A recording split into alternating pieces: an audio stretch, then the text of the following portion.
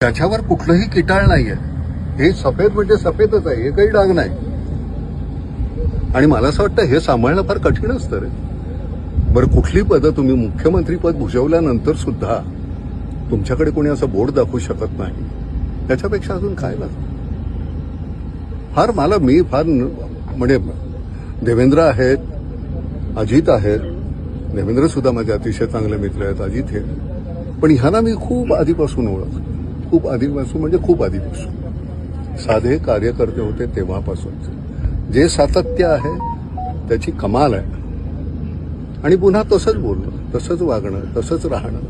मुख्यमंत्री झाल्यानंतर थोडं कपड्यामध्ये फरक पडतो, तो होतो, त्याला नाही लागत.